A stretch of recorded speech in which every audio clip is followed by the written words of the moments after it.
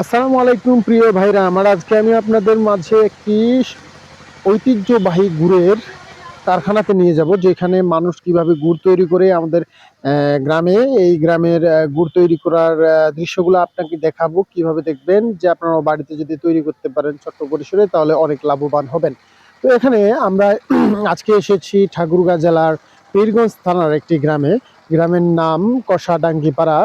সেখানে গুড়ের এই যে দেখতেছেন মেশিনের মধ্যে আখ বা কিভাবে ঢুকাচ্ছে এবং রসটা কিভাবে নিংড়ে বের করতেছে এবং সুন্দর করে পিষে পিষে ওই যে পিছনে স্যালো মেশিন এভাবে বেল লাগিয়ে এখানে মেশিনটা বসানো হয়েছে।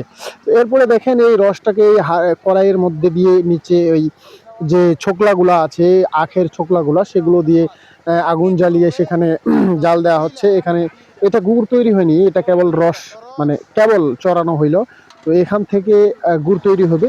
এই যে পরে আরেকটি কড়াইয়ের মধ্যে দেখেন গুড়ের কালার চলে আসতেছে, লাল শুরু হয়ে গেছে, লাল হওয়া।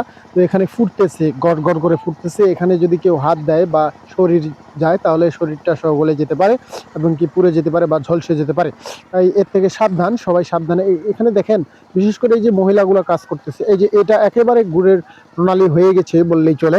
একটু পাতলা আছে, কিছুক্ষণ পরে এটাকে একটু গাঢ় হয়ে আসলে তো সেটাকে নামিয়ে নেওয়া হবে এবং কি এটার এই যে ময়লাগুলো ফেলানো হচ্ছে। তো এই গুড়ের তৈরি করার টেকনিক কি, আসলে এভাবেই গুড় জাল দেওয়া হয় এবং কি কোনো মেডিসিন ফেডিসিন ইউজ করা হয় না।